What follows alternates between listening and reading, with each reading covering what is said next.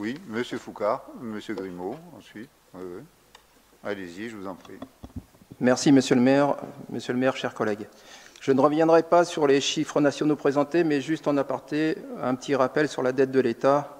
Durant son premier mandat, Emmanuel Macron a augmenté la dette de 600 milliards. Sur la première année de son nouveau mandat, la dette supplémentaire est de 150 milliards. Et ce sont toujours les mêmes qui doivent en payer les frais, les collectivités territoriales et les Français. Mais intéressons-nous à Martigues et aux chiffres de la section de fonctionnement. La revalorisation forfaitaire de 7,1% des valeurs locatives cadastrales va permettre, avec la hausse des taux de la taxe foncière de l'année dernière, un gain substantiel, déjà en 2022, le produit des contributions directes a augmenté de 23%, ce qui a rapporté 4,5 millions d'euros en plus à la ville. Ce sera un double effet qui se coule pour les martégots propriétaires qui verront leur impôt augmenter cette année autant que l'année dernière.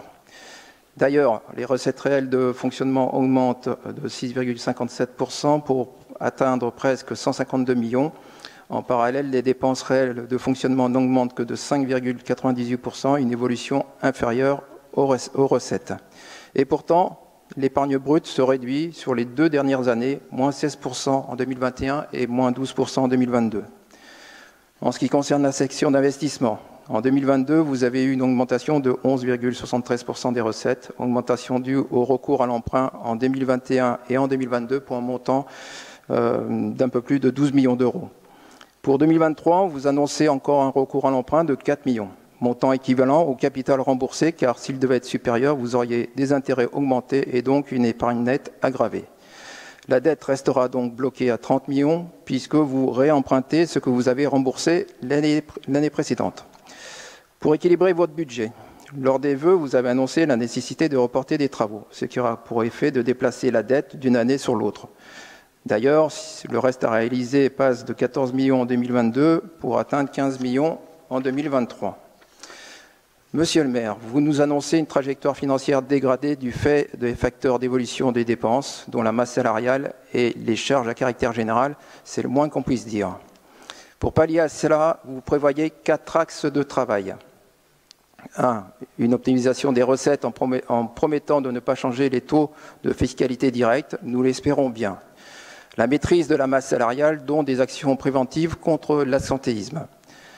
Des subventions versées aux associations réexaminées. Enfin, puisque une subvention ne doit pas être mécanique, elle doit porter sur une action d'intérêt général et apparaître nécessaire au regard de son coût et de la trésorerie de l'association.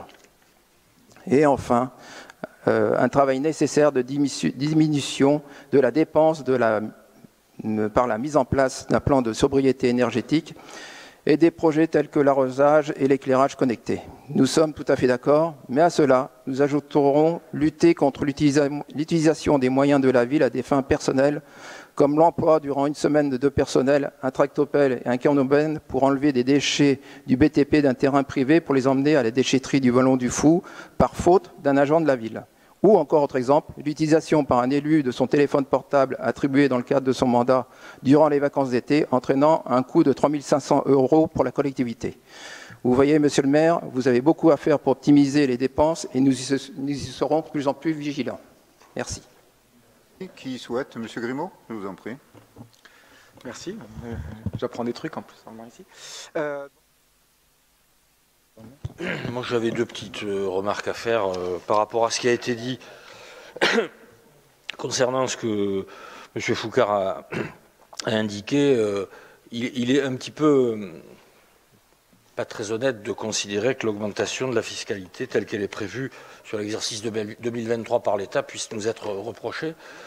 C'est une augmentation qui est calculée et qui sera imputée à toutes les communes, tous les citoyens qui sont sur le territoire national. Et donc, il nous a été souvent, nous avons souvent dit que les taux communaux n'augmenteraient pas à l'avenir, que nous avions augmenté de 5 points nos taux communaux l'année dernière et que ce serait une bonne fois pour toutes. Donc, je trouve que là, on renverse les valeurs et ce renversement ne me convient pas vraiment. Et je pense que la population saura nous le rendre. Par contre, concernant les deux petites affaires dont vous avez parlé. Oui, il arrive que les services communaux entrent en colline pour aller, malheureusement, nettoyer l'espace public de tout ce qui peut s'y trouver. Et nous faisons face à des déchets qui sont de plus en plus fréquents dans les collines parce que il y a une activité délictuelle d'un certain nombre de gens qui profitent de ce que la ville de Martigues est largement ouverte à tous. Et pour le plus grand bien de tout le monde, elle n'est pas privatisée. Donc malheureusement pour nous, on a affaire à des dérives qui sont de plus en plus fréquentes. Concernant Frédéric Grimaud, un petit truc, pas bien désagréable, mais quand même, tu dis qu'il ne faut pas qu'on oublie que les usagers